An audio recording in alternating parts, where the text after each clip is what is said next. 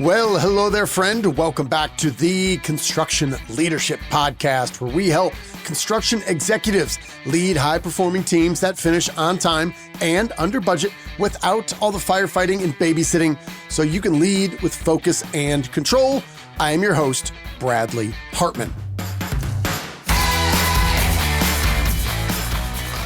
Today, my friend, we are going back to a Harvard Business Review article from 1991 called Marketing is Everything by Regis McKenna. If you know Seth Godin, who's a wonderful leader and marketer and a good spokesperson about what is happening in business and has been over the last 3 or 4 decades, he describes this article, Marketing is Everything, as the greatest Harvard Business Review article ever written. And before you tune this out, thinking maybe it's old, maybe it's too academic, maybe what I'm really thinking about is leadership and not marketing, this is all tied together. And I would argue this article may actually explain what's happening today with artificial intelligence better than most things written in the last 5 years.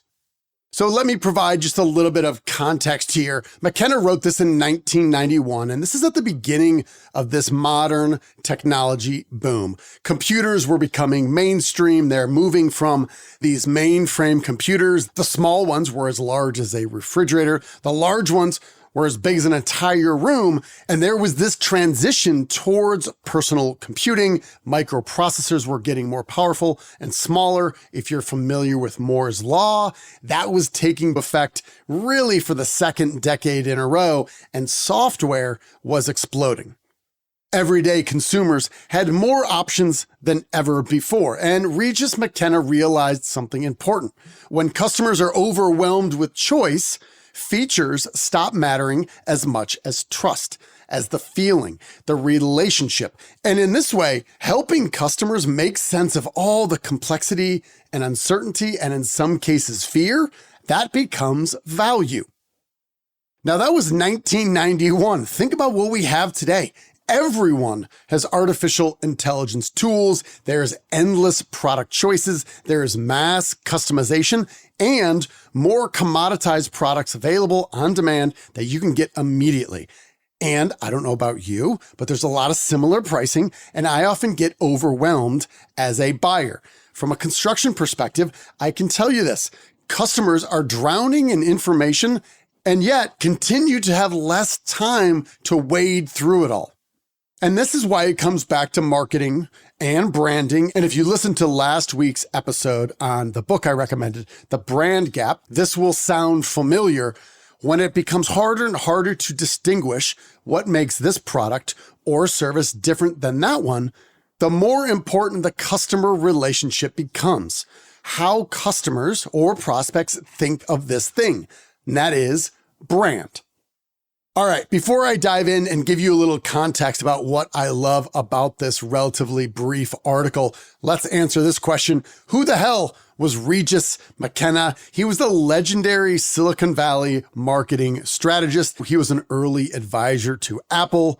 Steve Jobs said Regis was one of the smartest guys he ever met. They worked with Intel when Intel blew up in a good way, not the more recent way when they blew up in a bad way. In these early tech companies around Silicon Valley, Regis McKenna was the guy. And why was that? Well, he was one of the first people to understand that technology and technology adoption, it isn't about specs, and it isn't about microprocessors, and it isn't about all these technological specifications that made this microprocessor better than that one. He realized ultimately it was about branding. It was about making an emotional connection, making it relational and educational, not just technical.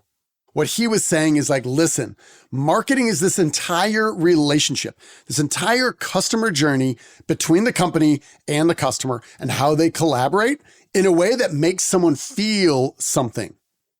So let me dive in. Here's the first 150 words or so.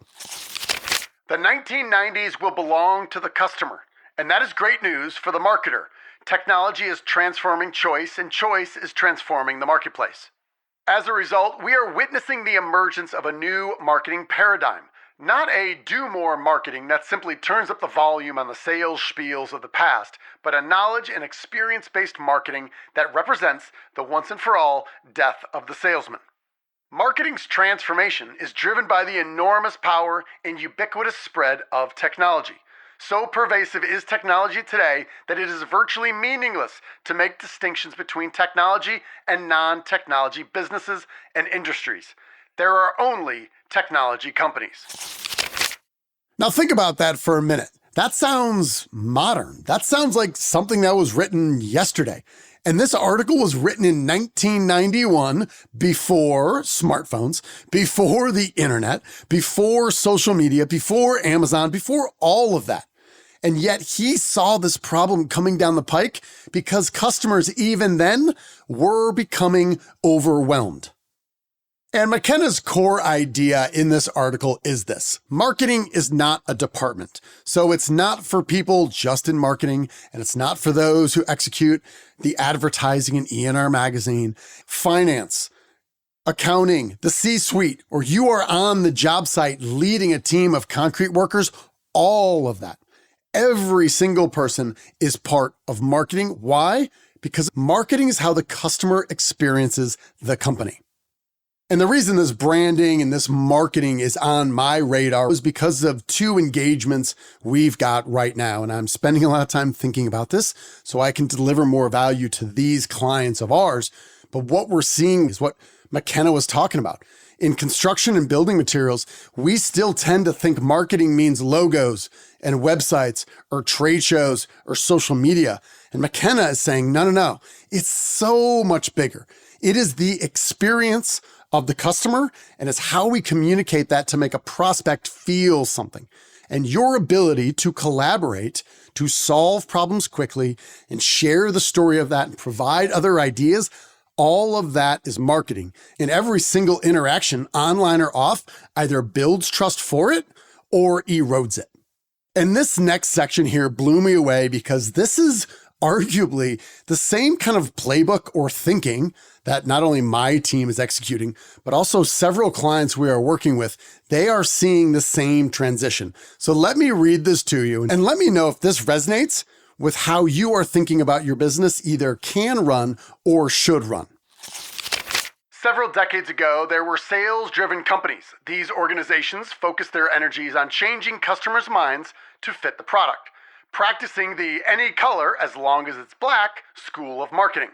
As technology developed and competition increased, some companies shifted their approach and became customer-driven.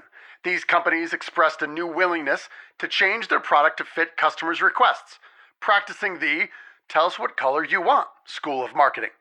In the 1990s, successful companies are becoming market-driven, adapting their products to fit their customers' strategies.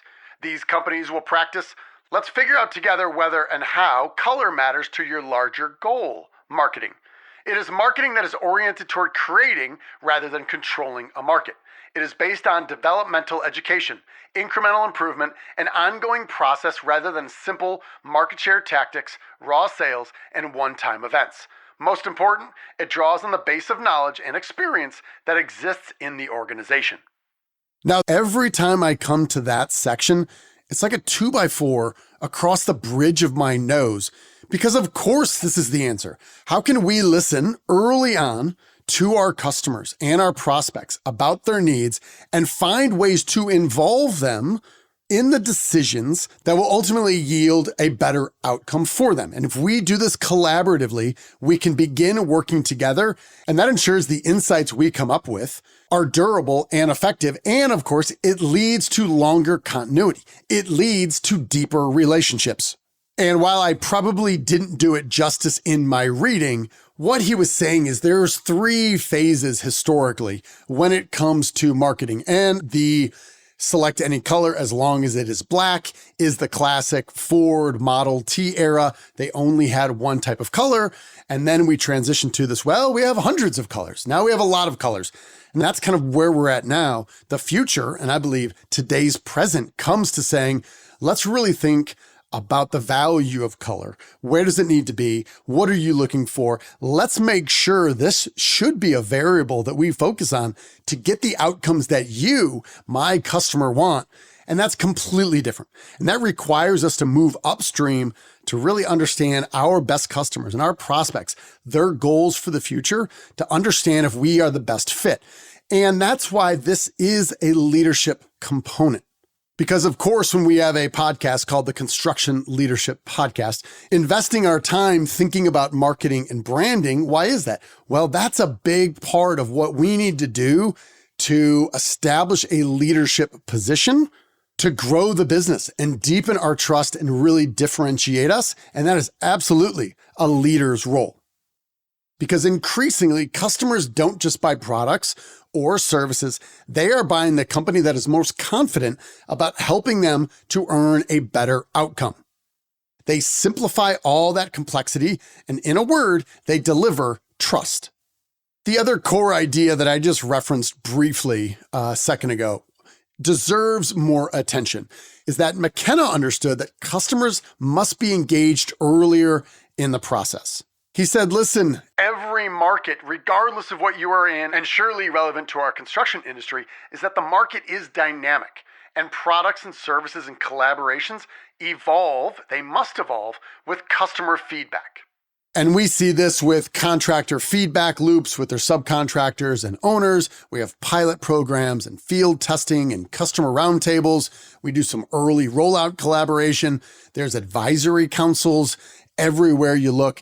That's what this is about. This is how can we engage other people, other smart people in our industry to understand how we can test this stuff in real time. And it's not something that is just tacked on at the end. McKenna believed companies had to stop treating customers like the final step in the process. Customers had to become part of the process, sometimes investing time in that relationship before they actually earned the sale. Marketing today is not a function. It is a way of doing business. It is to integrate the customer into the design of the product and to design a systematic process for interaction that will create substance in the relationship. The real goal of marketing is to own the market, not just to make or sell products. Smart marketing means defining what whole pie is yours. It means thinking of your company, your technology, your product in a fresh way, a way that begins defining what you can lead. Because in marketing, what you lead, you own. Leadership is ownership. When you own the market, you do different things and you do things differently, as do your suppliers and your customers. So what makes this article remarkable is that Regis McKenna understood something timeless. As markets grow and become more complex with more competition and more products, relationships matter more. As products become more similar, trust matters more. And as information becomes overwhelming and we continue to have fewer and fewer minutes to really think it all through, folks that provide clarity, brands that provide that clarity, maintain a competitive advantage. So obviously, I'd encourage you to read this article yourself. It is called Marketing is Everything by Regis McKenna from Harvard Business Review. You will find a link in our show notes. And if you do not already pay the whatever it is, a few bucks a month to have access to these classic articles from Harvard Business Review, I would strongly recommend you do that as well. Because in a construction industry that is increasingly having more products, more competition, and more technology that brings along more uncertainty and doubt and fear and complexity, the real product may actually be confidence. So my friend, that's all I've got for you. Thank you for listening. You are owed nothing. Deliver value first. Make it a great week.